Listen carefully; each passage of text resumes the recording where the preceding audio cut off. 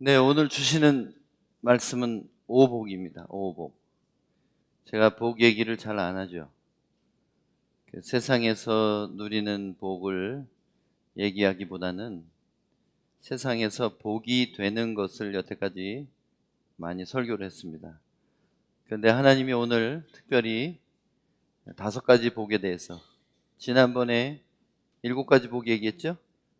재작년에는 8복 얘기했죠? 그래서 기억하시는지 모르겠습니다. 오늘은 5가지 복에 대해서 여러분과 나누도록 하겠습니다. 여러분, 동양 사상에서는 인간이 누릴 수 있는 5가지 복을 이렇게 말합니다.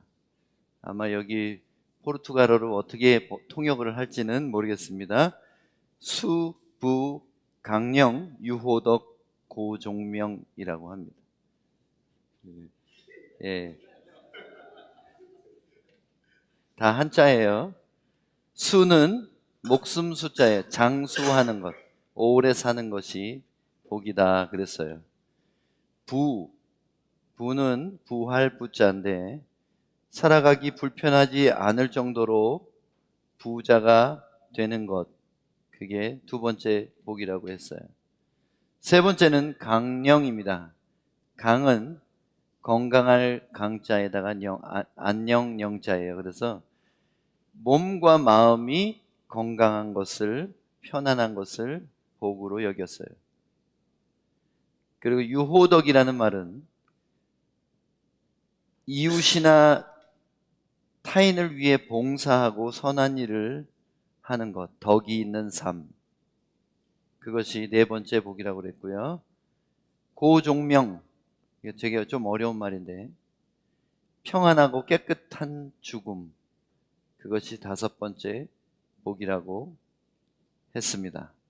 이 동양 사상에서 말하는 오복이 어떻습니까? 들어보니까 오래 사는 것, 불편하지 않을 정도로 물질이 넉넉한 것, 육체와 정신이 건강한 것, 다른 사람에게 덕을 베풀고 사는 것, 죽을 때 아프지 않고 평안하게 죽는 것. 복은 복이죠? 다 사람들이 바라는 것입니다. 근데 뭔가 빠지지 않았어요? 뭐가 빠졌습니까? 어차피 죽는다는 거예요. 다 죽습니다. 근데 성경은 사람이 죽는 것으로 끝나지 않는다고 말하고 있어요. 한 번 죽는 것은 사람에게 정하신 것이요, 그 후에는 심판이 있으리라 그랬습니다. 죽은 후에 사람들에 대한 심판이 있고 그 심판의 결과를 따라서 영원한 죽음과 영원한 생명으로 나누어진다는 것입니다. 그래서 오늘은 동양 사상의 오복과 굉장히 비슷한 성경 구절이 있어가지고 그것을 여러분에게 나누어 드리고자 합니다. 그런데 동양 사상의 오복과 성경의 5가지 복이 얼마나 다른지를 여러분 설교를 통해서 좀 발견하셨으면 좋겠습니다. 1절부터 3절까지 다시 한번 읽어보겠습니다. 할렐루야. 여호와를 경외하며 그의 계명을 크게 즐거워하는 자는 복이 있도다. 그의 후손이 땅에서 강성하며 정직한 자들의 후손에게 복이 있으리로다. 부와 재물이 그의 집에 있으며 그의 공의가 영구히 서 있으리로다. 아멘. 3절까지만 한번 보겠습니다. 하나님을 존중하고 두려워할 줄 알고 그분의 뜻과 명령과 원리 원칙을 즐겁게 배워가고 순종하는 사람들은 복을 받는다. 이렇게 되어 있어요. 1절에. 하나님을 두려워하고 존중하고 그분의 뜻과 그분의 명령과 원리 원칙을 배워가면서 즐거워하는 사람들은 복을 받는다. 근데 그 복이 어떤 것이냐면 첫째로 2절에 나옵니다. 그의 후손이 땅에서 강성하며, 히브리 말로 강성하다는 말은 깁보르라고 합니다. 깁보르. 이 깁보르는 무슨 뜻이냐면 강하고 부요하고 그런 뜻이라기보다는 용사라는 뜻이 있어요. 용사. 그러니까 하나님을 경외하고 순종하는 사람들의 후손이 용사가 된다. 그런 뜻입니다.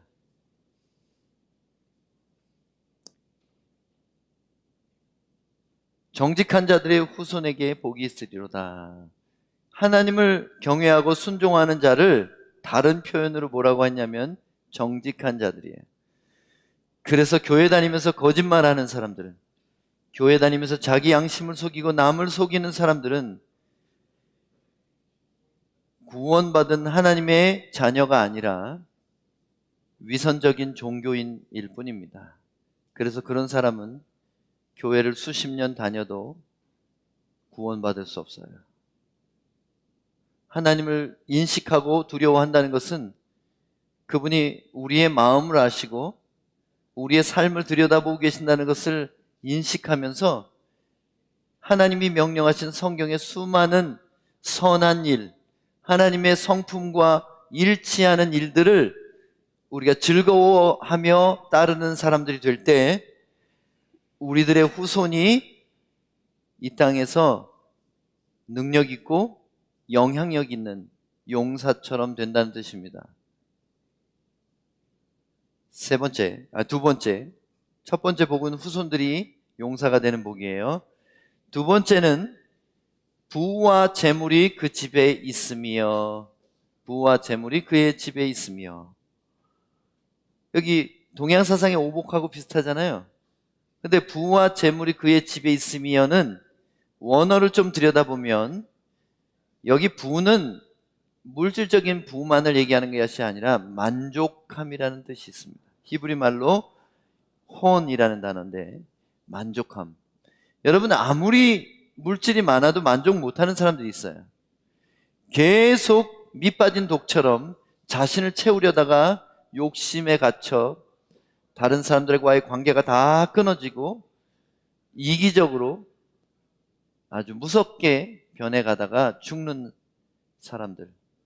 그런 사람들은 죽은 후의 모습이 굉장히 무섭게 생겼습니다. 여러분 제가 목사로서 많은 장례식을 인도하지만 어떤 분들은 정말 평안해요. 죽은 모습이. 근데 어떤 분들은 참 보기가 어려울 정도로 굉장히 험악한 모습을 하고 있습니다. 여러분 어떻게 살았는지 속일 수 없어요. 나이 40이 넘으면 그 사람의 인생이 얼굴에 나타난다고 했습니다. 뿐만 아니라 죽은 모습을 보면 확실하게 그 사람이 천국에 안식을 하는지 아니면 지옥 갈 대기자인지를 금방 알 수 있어요. 진정한 부요함은 만족할 때 오는 것입니다. 여러분 누가 행복합니까? 가진 것이 많은 것이 행복한 거예요? 아니면 자기에게 주신 것을 감사하고 즐거워할 때 그것이 부자입니까? 성경이 말하는 진짜 부자는 객관적으로 많은 것을 가진 사람이 아니라 자기에게 주신 것들을 감사하고 만족할 수 있는 사람이에요. 재물이라는 단어는 히브리 말로 오쉐르라는 단어인데 풍부함, 풍성함을 얘기합니다. 부와 재물이 그 집에 있다는 것은 여기 성경의 의미로 따지고 보면 만족함과 감사가 있고 풍성해서 나눌 여유가 있다, 이런 정도의 뜻이 되겠습니다. 그렇게 진짜 부자는 뭐냐면 나눠줄 수 있는 사람이 부자라는 거예요. 만족하고 감사하는 사람이 진짜 부자라는 거예요. 통장 잔고가 많은 사람이 부자가 아니라, 좋은 물건을 많이 쌓아둔 사람이 부자가 아니라, 오늘 내가 기꺼이 줄 수 있고 나눌 수 있고 함께 기뻐할 수 있고 사랑을 표현할 수 있는 그 사람이 부자라는 것입니다. 세상에 많은 사람들이 헛된 것을 위해 달려가다가 죽어요. 집 갖는 게 너무 소원이어서 열심히 일하고 집 하나 가지면 더 큰 집을 갖고 싶거죠. 차가 없어서 차 하나 있었으면 좋겠다 그러다가 차를 타면 다른 차, 더 큰 차를 얻어 타다 보면 내 차가 차인지 술인지 정이 뚝 떨어지죠. 사람의 욕심은 끝도 없습니다. 여러분, 저는요, 하나님 은혜로 요번에 좋은 차가 생겼는데, 근데 차 같은 거 전 욕심 없어요. 바퀴만 달려있으면 되고 잘 굴러가기만 하면 됩니다. 신발도 좋은 신발 필요 없어요. 그냥 뚫리지만 않았으면 되고. 제가 어떻게 살아온지를 가까이에서 본 사람들은 다 그걸 압니다. 만족하고 감사할 때 별로 그렇게 목마르지 않아요. 아, 이것도 있었으면 좋겠다, 저것도 있었으면 좋겠다. 저 사람은 이것도 있는데, 여기서 함정이 뭐냐면 비교한다는 거예요. 다른 사람하고 비교하는 사람들은 불행해요, 끊임없이. 근데 비교할 필요가 없는 사람들은 나는 내 자유를 누리고 내 하나님을 섬기고 기쁘게 내 것을 나눠줄 수 있는 그런 사람으로 살면 행복하다는 거예요. 그럼 여러분의 담임 목사가 몇 날 며칠을 고민하면서 인상 쓰고 다니는 걸 보신 적이 있어요? 아무리 큰 일을 만나도 기도하고 자고 나면 다시 그 다음날 아침에 소망의 태양이 솟아오르는 겁니다. 아무리 피곤해도 기도 한번 하고 집을 나서면 다시 살아갈 힘이 생기는 거예요. 근데 놀랍게도 동양 사상의 부요함, 수부할 때 자기가 쓸 만큼 넉넉한 것, 거기는 뭐가 냐면 자기가 쓸 만한 것이에요. 근데 여기는 뭐냐면 여기 풍요함은 나누어줄 풍요함이라는 거예요. 그래서 그 뒷구절이 중요합니다. 그의 공의가 영구히 서 있으리로다. 이 말은 그가 가난한 자와 과부와 고아들에게 나누어 준 것이 영원히 기념될 것이다, 이러는 거예요. 자, 여기 동양사상의 오복은 죽으면 다 끝나는 거예요. 그런데 성경이 말하는 이 두 번째 복은 그 사람을 영원히 이 땅에서도 하나님 나라에서도 기억하고 존중하게 될 것이라는 거예요. 그러니까 부와 재물이 그 집에 있다는 말을 여기서 끝나면은 똑같아요, 동양사상하고. 근데 그의 공의가 영구히 서 있으리로다. 이 구절이 바로 그가 베푼 은혜와 나눔이 영원히 기억될 것이다, 이런 뜻입니다. 이게 두 번째 복이라는 거예요. 와, 좀 틀리죠? 수준이 달라요. 그래서 그것이 세 번째 복이에요. 부와 재물이, 만족함과 풍성함이 그들의 집에 있고, 세 번째 복은 그의 의로운 일이 영원히 기념하게 될 것이다. 업적으로 남을 것이라는 거예요. 이제 4절을 보겠습니다. 정직한 자들에게는 흑암 중에 빛이 일어나나니, 여기 정직한 자는 누구냐면 하나님을 존중하고 두려워하면서 그분의 뜻을 순종하는 사람, 이거를 정직하다 그러는 거예요. 하나님을 진짜 믿는 사람은 그래야 돼요. 몇 소까지 정직해야 돼요. 이득을 위해서 자기 자신을 속이고 남을 속여서는 안 되고, 변명하기 위해서, 자기 죄를 덮기 위해서 속이는 사람이 되어서는 안 됩니다. 정말 유리처럼 깨끗한 사람이 되어야 돼요. 그러면 그렇다고 하고 아니면 아니라고 할 수 있는 사람이 되어야 됩니다. 이런 사람들에게는 네 번째 복입니다. 흑암 중에 빛이 일어나나니, 이 구절은 이런 의미예요. 여기 흑암이라고 말하는 것은 고난과 영적인 공격 중에도 빛이 일어난다. 하나님의 계시와 도우심이 있다는 거예요. 하나님을 경외하고 순종하는 자는 다른 사람이 겪는 어려움을 똑같이 겪지만 피할 길이 생기고 초자연적인 도움이 오는 거예요. 그래서 어떤 사람은 어려움이 많은데도 불구하고 늘 문제가 해결되고 다시 평안하고 다시 기뻐하고 그렇게 하는 사람들이 있어요. 괜히 그러는 게 아니라 보이지 않는 하나님을 인식하고 두려워하고 순종하기 때문에 그렇습니다.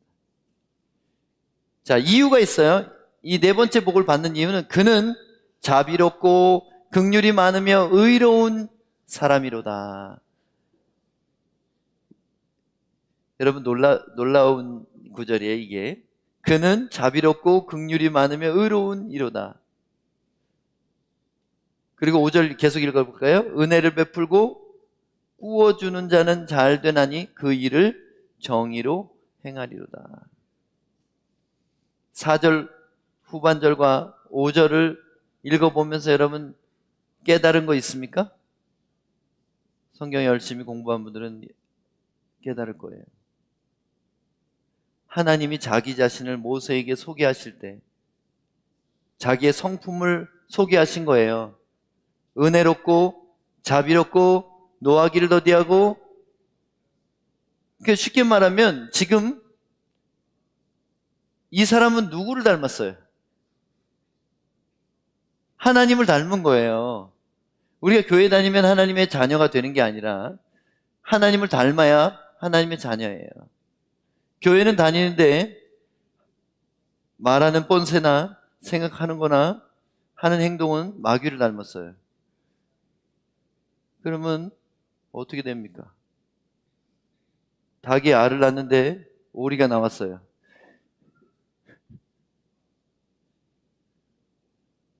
여러분 하나님의 자녀면 하나님의 자녀가 돼야죠. 근데 왜 이상해요? 그죠? 양이 새끼를 낳았는데 염소가 나왔어요. 그러면 안 되잖아요. 이제 마지막 5번째 복은 6절입니다. 그는 영원히 흔들리지 아니하며 의인은 영원히 기억되리로다. 이 6절 안에 영원이라는 말, 영원이라는 말이 3번이 나옵니다. 동양사상의 복과 다른 점이 뭐냐면 깨끗하게 죽으면 끝나는 동양사상의 복이 아니라 예수 믿는 사람의 진짜 복은 흔들리지 아니한다. 이 말을 흔들리지 않고 주님을 끝까지 따라가는 것을 말해요. 믿음을 지키는 것을 말합니다. 그리고 구원에 이를 것이고 영원토록 기억되는 상급을 받을 것이고, 그리고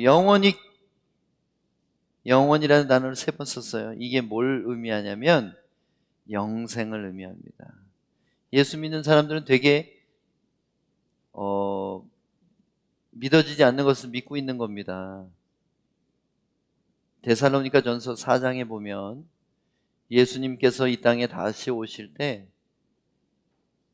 땅속에 자던 자들이 다시 몸으로 살아날 것이고, 살아있는 자들도 죽지 않고 늙지 않고 병들지 않는 몸으로 변화될 것이라고 성경이 말하고 있어요. 이 만화 영화 같은, 공상과학 영화 같은 이것을 믿는 게 크리스찬의 진짜 믿음이에요. 그렇기 때문에 지금 생애를 희생할 수 있는 거예요. 우리가 영생을 믿기 때문에 지금의 고난을 참을 수 있는 거고, 영원한 상급을 믿기 때문에 지금 가난한 것을 견딜 수 있는 거고, 영원한 위로 때문에 지금 슬퍼하는 것을 버텨낼 수가 있는 것입니다. 여러분 하나님의 성품을 말씀하신 걸 잠깐 볼까요? 출애굽기 34장 6절에 여호와께서 모세의 앞으로 지나가시며 선포하시되 여호와라 여호와라 자비롭고 은혜롭고 노하기를 더디하고 인자와 진실이 많은 하나님이라. 여러분 어떻게 살아야 돼요? 자비롭게 살아야 됩니다. 자비롭게 산다는 것은 관대하다는 거예요. 다른 사람에게 용서 잘하는 사람. 여러분 나한테 상처 주거나 모욕하거나 운전하다가 끼어든 사람들이나 내 발을 밟은 사람들, 크고 작게 하루 종일 용서해야 될 사람들이 생기는데 그때마다 여러분 가시돋친 사람이 나타나서는 안 돼요. 자비로운 사람이 하나님의 자녀입니다. 은혜로운 건 뭐냐면 자비하고는 좀 달라요. 받지 못할 자에게 주는 것을 은혜라 그래요. 원수에게 내가 도움을 주는 거, 그걸 은혜라 그러는 거예요. 도저히 용서할 수 없는 사람에게 용서해 주는 것을 은혜라고 하는 거예요. 이게 믿는 사람이 갖추어야 될 마음가짐이에요. 노하기를 더디하고. 우리가 노하지 않을 수 없어요. 정말 불의한 일을 볼 때는 분노하는 게 하나님의 성품이에요. 왜냐하면 강자가 약자를 괴롭히고 어떤 남자가 자기 부인을 막 주먹으로 때리는데 그거를 보고 그냥 평안히 지나가서는 안 돼요. 그럴 때는 어쩌면 관여하고 노해야 됩니다. 그러나 내게 베풀어진 불이익이나 어려움이나 상처에 대해서는 더디 노해야 됩니다. 참아내야 됩니다. 인자와 진실이 많은 하나님의 인자는 원어가 불쌍히 여기는 사랑이에요. 불쌍히 여기는 사랑이 많고 그리고 진실이 많은 사람이에요. 거짓이 없는 사람이 되는 것. 이게 바로 하나님의 성품인데 교회 왜 다니냐? 그러면 아버지 되신 하나님을 닮아가는 그 일을 위해서 교회 다니는 거예요. 그래서 내가 그렇게 못 사는 것을 교회에 와서 다시 하나님께 용서 구하고 못된 마음 고쳐먹고 용서 안 되는 거 하나님께 내어드리고 나가서 용서하러 가는 거예요. 움켜쥐던 거 그거 나눠주도록 마음이 바뀌어서 가야지 교회 잘 다니는 겁니다. 교회 다니면 그냥 복 받아라 잘 되라 공부 안 해도 시험 잘 붙어라 이거 가짜 교회예요. 그렇게 복 타령하는 교회는 잘못된 교회입니다. 시편 30편 18절에는 그러나 여호와께서 기다리시나니 이는 너희에게 은혜를 베풀려 하시며 일어나시리니 이는 너희를 긍휼히 여기려 하심이라. 대저 여호와는 정의의 하나님이시라. 그를 기다리는 자마다 복이 있도다. 성경에서 복이 있도다 복이 있도다면은 여러분 생각할 것이 세상에서 받는 복을 떠올리시면 안 돼요. 이 복을 예수님께서 풀어주셨어요. 구약에 나오는 수많은 복이라는 단어를 예수님께서 세상에 오셔서 마태복음 5장에서 그 복의 정체를 드러내셨어요. 마음이 가난한 자는 복이 있나니 천국이 그들의 것입니다. 진짜 우리의 복은 뭐라고요? 영원한 복, 천국인 거예요. 그래서 우리는 뭘 기다립니까? 세상에서의 보상이 아니라 영원한 천국의 상급을 바라는 거예요. 근데 놀랍게도 영원한 천국을 바라보고는 사는 사람에게는 이 세상에서도 하나님이 개입하시고 도와주신다는 거예요. 이상하죠?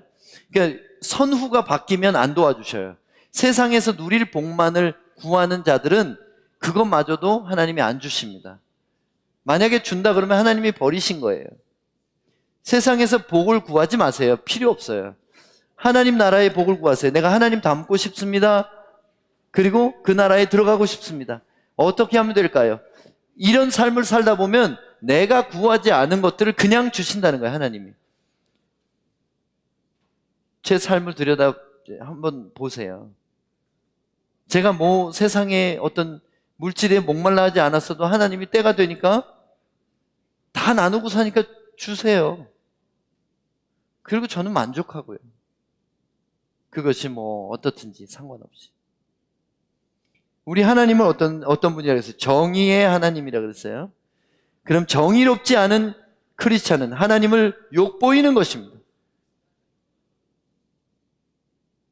불법을 행하고 양심을 속이고 그것이 사업에도 장사에도 다 마찬가지예요. 사람은 못 볼지라도 하나님은 보고 계시기 때문에 우리는 정의롭게 살아야 됩니다. 좀 정리하겠습니다. 하나님을 경외하고 그분의 뜻을 순종하는 사람들이 받는 5가지 복을 다시 복습하겠습니다. 성경 말씀을 빼고 이제는 풀어서 말씀드린 것으로 5가지 복을 얘기하겠습니다. 성경의 오복이에요. 첫째 복은 하나님을 경외하고 그분의 뜻을 순종하는 사람들은 그의 후손들이 영적인 용사가 된다. 영향력 있고 사람들이 존경하는 인물이 될 것입니다. 첫째 복이에요. 둘째 복은 하나님을 경외하고 그분의 뜻을 순종하는 사람들은 그와 그의 집에 만족함과 풍부함이 있을 것이다. 만족함과 풍부함이 있을 것이다. 이건 행복이죠. 이 2가지를 합치면 만족함이 있고 풍부함이 있으면 그건 행복이잖아요. 진짜 행복한 사람들은 하나님을 두려워하고 순종하는 사람. 세 번째, 하나님을 경외하고 그분의 뜻을 순종하는 사람들은 결국 의로운 사람이 될 것이고, 하나님을 닮기 때문에 의로운 사람이 될 것입니다. 그가 행한 의로운 일이 영원히 업적으로 남을 것이다. 네 번째 복입니다. 하나님을 경외하고 그분의 뜻을 순종하는 사람들은 고난과 영적인 공격 중에도 하나님의 계시와 도우심이 있습니다. 그가 하나님을 닮았기 때문입니다. 아버지가 아들 도와주지, 그죠? 옆집 아들 도와줍니까?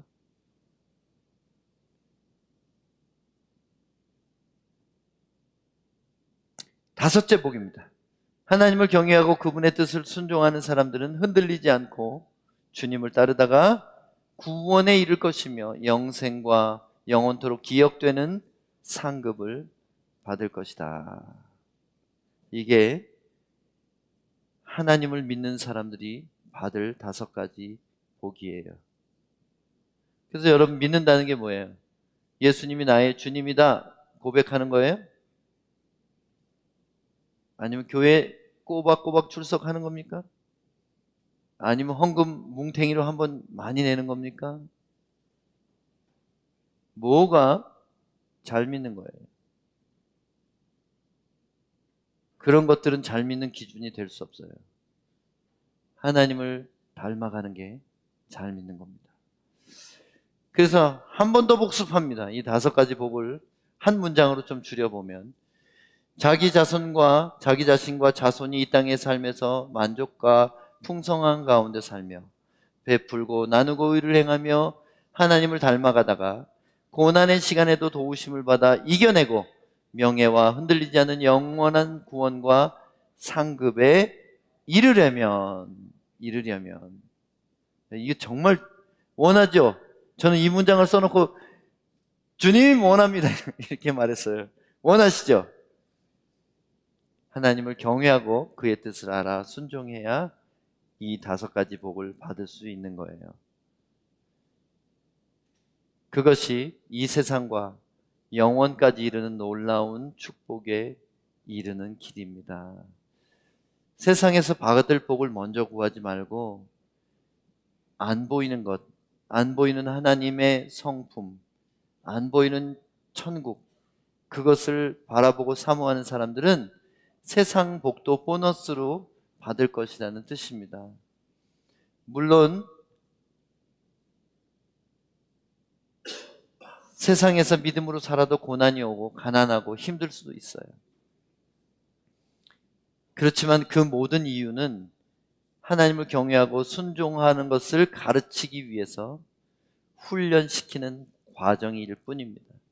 어떤 사람들은 금방 깨닫지 못해서 오래 걸릴 수도 있어요. 고난의 시간이 길 수도 있어요. 아니면 특별한 상을 주시기 위해서 고난에 대한 인내를 허락하시는 경우가 있어요.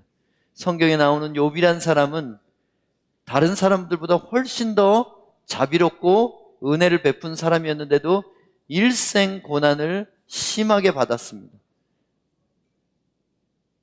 그의 마지막은 행복한 결말을 맺었습니다.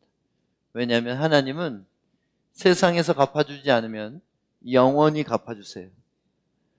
그래서 여러분, 고난당하시는 분들 용기 내세요. 지병 가지신 분들, 우리 성도님들 중에도 많죠. 사랑하는 사람들이 방황하고 계신 분들, 자녀들이 마음을 아프게 하시는 부모님들, 또 뜻하는 것이 좌절된 젊은이들, 내가 열심히 했지만 실패한 사람들, 여러분 다 힘내세요. 그것은 과정일 뿐이고 우리가 아버지라고 부르는 하나님이 살아계셔서 우리가 그분을 닮은 사람으로 살아갈 때 다 갚아주시고 다 이해하시고 다 보상해 주신다는 거예요. 그러니까 억울할 것도 없고 조바심 낼 것도 없고 두려워할 필요도 없습니다. 여러분, 만일 영화의 결말을 알고 영화를 본다면 불안하지 않겠죠. 특히 스릴러 영화나 공포 영화 같은 걸 볼 때 끝을 모르면 굉장히 조마조마하잖아요. 근데 마지막에 주인공이 귀신 다 때려잡고 행복하게 승리하는 영화라면 여러분 그거 불안하고 두려울 게 뭐 있겠어요? 우리의 삶도 그렇습니다. 우리의 삶이 예수님의 구원에 이르는 것을 확신한다면 두려워할 필요가 없습니다. 그리고 우리가 바라보아야 할 진짜 축복은 이 세상이 아니고 영원히 누릴 미래적인 축복입니다. 이 5가지 복보다 더 큰 복을 알려드릴까요? 사실은 오늘 본문에 나와 있는데 아시는 분 있어요? 이 본문 6절까지 있는데 진짜 복이 뭔지 아세요? 조건으로 나온 그게 진짜 복이에요. 5가지 복을 가능하게 하는 그 조건이 진짜 복이에요. 우리에게서 최고의 복은 뭐냐면 하나님을 인식하고 두려워하면서 그분께 순종하는 것이 최고의 복이라는 거예요. 왜냐하면 보이지도 않는 하나님을 믿어지고 그 하나님께 순종하는 특권, 그것은 억지로 해야 되는 게 아니라 특권이에요. 자녀만이 할 수 있는 특권이에요. 그게 진짜 복이라는 거예요. 진짜 복은 사실은 우리가 나머지 복을 받을 조건이 진짜 복이에요. 마태복음 6장 33절에 먼저 그 나라와 그 의를 구하라. 그리하면 이 모든 것 너희의 필요를 너희에게 채워주시리라. 놀랍죠? 우리는 거꾸로 해가지고 잘 안 된 거예요. 주님 나 돈 좀 주세요. 주님 나 합격 좀 시켜주세요. 주님 나 건강 좀 회복시켜주세요. 그러니까 안 된 거예요. 하나님 나는 하나님께 순종하기 원합니다. 나는 긍휼을 베풀고 나누기 원합니다. 하나님을 닮고 싶어요. 이렇게 하는 사람들에게 기특해서 그 나머지 건강이나 물질이나 이것도 다 보너스로 주신다는 거예요. 오늘 말씀 센스쟁이들은 다 이해하셨을 겁니다. 마지막 질문하겠습니다. 여러분은 하나님을 인식하고 두려워하며 그의 뜻을 순종함으로 그분의 성품을 닮아가며 의로운 일을 하고 계십니까? 만약 그렇다면 그것이 나 자신과 자손들의 현재와 영원을 위한 최고의 투자가 될 것입니다. 한마디로 말하면 하나님 두려워하고 사랑하며 선하게 살자는 겁니다. 그것이 이 땅에서 행복하고 마침내 영원한 천국에 들어가는 유일한 길이기 때문입니다. 아멘. 여러분 동의하세요? 아멘. 그러면 그렇게 사십시오. 기도하겠습니다. 하나님 아버지, 우리가 예수 믿는 것을 잘못 아는 경우가 많은데 우리가 구하는 것이 세상의 것이면 참 잘못 믿는 것인 줄 압니다. 하나님을 인식하고 두려워하며 하나님의 뜻을 알아서 순종하는 그 기쁨을 누리는 저희들이 될 때 구하지도 않은 5가지 놀라운 복을 우리에게 주실 것을 확실히 믿습니다. 우리 성도님들 또 예배에 참여하는 모든 분들이 그런 복을 받게 해 주시옵소서. 예수님 이름으로 기도합니다. 아멘.